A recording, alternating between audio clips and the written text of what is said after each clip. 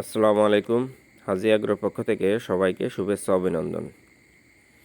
দর্শক, আমি আজকের এই ভিডিওটা আপনাদের উদ্দেশ্যে যেটা দেখানোর চেষ্টা করব সেটা হচ্ছে আমি আবার 300 কেজি খাবার মিশ্রণ করছি। আগের যে খাবার ছিল 300 কেজি সেটা শেষ হয়ে গেছে, আমি 3টা গরুর উপরে অ্যাপ্লাই করছি। আর নতুন করে আবার 300 কেজি খাবার মিশ্রণ করছি। খাবারে যে উপাদানগুলো আমি যে উপাদানগুলো আমি ব্যবহার করলাম সেটা হচ্ছে ধানের কুড়া, ভুট্টা ভাঙ্গা, ডালের খুদ, সেটা আমি ভুট্টা ভাঙ্গার সঙ্গেই মেশিনে ফেসে নিয়ে আসছি। আর গমের ভুসি, ডাবরির খোসা আর সয়াবিন খোল আর সরিষার খোল, সেটা আমি গুঁড়া করি না, সেটা আমি পানিতে ভিজাইয়ে তারপরে ওদের ব্যবহার করি। এই সাদা সাদা যেটা দেখতে পাচ্ছেন সেটা হচ্ছে সাদা সাদা সেটা হচ্ছে ওই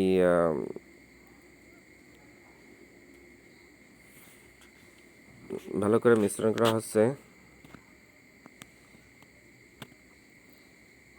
দেখেন, সাদা সাদা যেটা দেখতে পাচ্ছেন সেটা হচ্ছে ওই খাবার সোডা আর বিট লবণ 3 কেজি, খাবার সোডা 3 কেজি, বিট লবণ 3 কেজি, অর্থাৎ 300 কেজির জন্য 3 কেজি খাবার সোডা এবং 3 কেজি বিট লবণ। ওই যে দেখছেন বিট লবণ গুঁড়ো করার কাজ চলছে।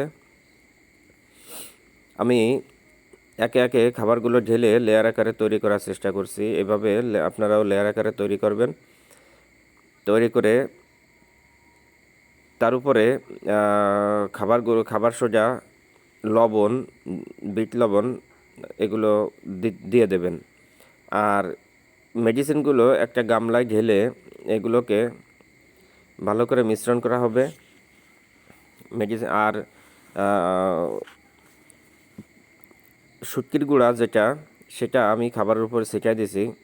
শুটকির গুঁড়া গেছে 9 কেজি, আমি খাবারের উপর সেটা ছিটাই দিছি। গামলার ভিতরে একটু ধারণ ক্ষমতা কম, যার জন্য গামলা এটা ওভার হয়ে যেত।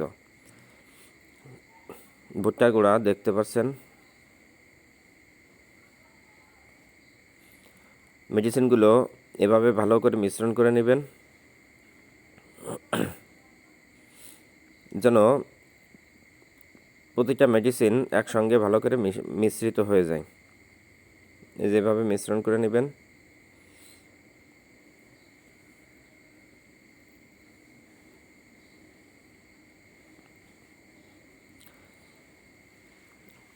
দর্শক, আপনাদের আরেকটু বলে রাখি, আমি গতবার যে 300 কেজি খাবারটা মিশ্রণ করেছিলাম তাতে আমি সিজিএফটা ব্যবহার করেছিলাম।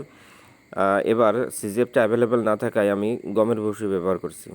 আপনারা সিজিএফ অথবা গমের ভুসি ব্যবহার করতে পারেন। আমার এলাকাতে গমের সিজিএফটা অ্যাভেলেবেল পাওয়া যায় না, একটু মিনিমাম 1 সপ্তাহ আগে অর্ডার দিয়ে আনতে হয়। তো গমের ভুসি আমি সিজিএফটা ব্যবহার করি নাই, গমের ভুসি ব্যবহার করছি। খাবার মিশ্রণটা এভাবে করবেন আপনারা। আরেকটা জিনিস বলে রাখি, সেটা হচ্ছে আপনাদের অনুপ্রেরণায় আমার চ্যানেলটা বেশ ভালোই গ্রো হচ্ছে।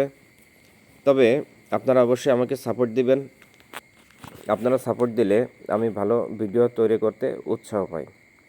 আর আমি যে ভিডিওগুলো তৈরি করি সেটা আমি বাস্তবসম্মত ভিডিও তৈরি করি। আমি প্র্যাকটিক্যালে যে সমস্যা পেয়ে থাকি সেগুলো আপনাদের সামনে উপস্থাপন করি। এর আগে আমি একটা আমার গাভী নিয়ে যে ভিডিওটা দিয়েছিলাম,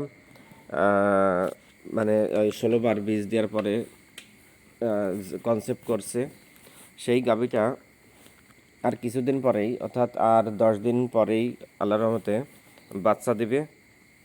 অবশ্যই আপনার দোয়া করবেন। আমি শর্ট টাইমে আরেকটা ভিডিও দেব গাভীটা নিয়ে। তো অনেক ভাই কমেন্টস করছেন, সেই কমেন্টসের উত্তর আমি ভিডিওতে দেব।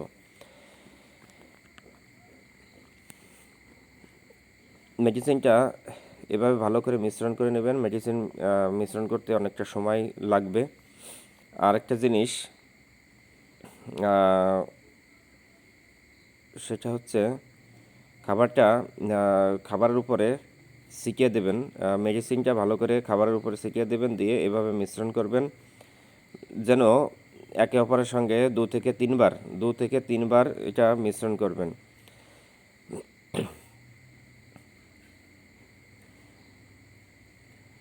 ভিডিওটা বেশি বড় হয়ে যাবে বিদায় আমি ছোট ছোট আকারে, সংক্ষিপ্ত আকারে ভিডিওটা তৈরি করার চেষ্টা করেছি। আপনারা যদি কোনো কিছু না বুঝে থাকেন অবশ্যই কমেন্টস করবেন, আর আপনারা অবশ্যই ভালো ভালো কমেন্টস করবেন যাতে আমি উৎসাহ পাই। আর যদি কোনো ভুল ত্রুটি হবে তাহলে মাফ করে দিন।